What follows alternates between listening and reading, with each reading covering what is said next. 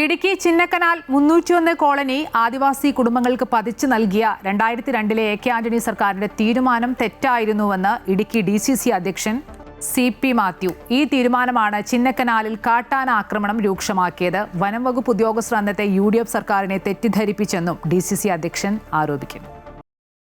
വിവിധ പദ്ധതികൾക്കായി കുടിയൊഴിപ്പിക്കപ്പെട്ടവരും സ്വന്തമായി ഭൂമിയില്ലാത്തവരുമായ ആദിവാസി കുടുംബങ്ങളെ പുനരധിവസിപ്പിക്കാൻ ചിന്നക്കനാൽ മേഖലയിൽ 1490 ഏക്കർ ഭൂമി പതിച്ചു നൽകാനായിരുന്നു 2002 എ.കെ. ആന്റണി സർക്കാരിന്റെ തീരുമാനം. എന്നാൽ 810 ഏക്കർ ഭൂമി മാത്രമാണ് റവന്യൂ വകുപ്പിന് കണ്ടെത്താനായത്.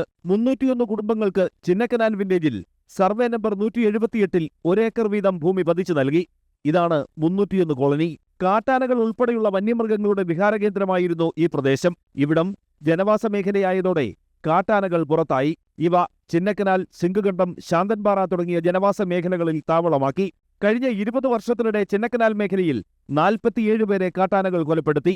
301 കോളനി ആദിവാസി കുടുംബങ്ങൾക്ക് പതിച്ചു നൽകാനുള്ള എ.കെ. ആന്റണി സർക്കാരിന്റെ തീരുമാനമാണ് പ്രശ്നങ്ങൾക്ക് മുഖ്യ കാരണമെന്ന് DCC പ്രസിഡന്റ് CP മാത്യു ആരോപിക്കുന്നു. ആന സ്ഥിരമായി താമസിച്ചുകൊണ്ടിരുന്ന സ്ഥലമാണ് 301 കോളനി. അത് അന്ന് എ.കെ. ആന്റണി മുഖ്യമന്ത്രിയായ സന്ദർഭത്തിലാണ് അവിടെ ആളുകളെ 1 ഏക്കർ വെച്ചിട്ട് 301 പേർക്ക് കൊടുക്കാൻ തീരുമാനിച്ചത്. ആ തീരുമാനം ഒരു ഫോറസ്റ്റ് ഉദ്യോഗസ്ഥന്മാരുടെ ശുപാർശയുടെ പേരിൽ ഉണ്ടായ തീരുമാനമാണ്. 282 കുടുംബങ്ങൾക്കാണ് 301 കോളനിയിൽ പട്ടയം നൽകിയത്. ഇവിടെ 117 വീടുകൾ പണിതു. എന്നാൽ വന്യമൃഗശല്യത്തെ തുടർന്ന് പലരും വീടും സ്ഥലവും ഉപേക്ഷിച്ചുപോയി. ഇപ്പോൾ അവശേഷിക്കുന്നത് 30-ൽ താഴെ കുടുംബങ്ങൾ മാത്രം.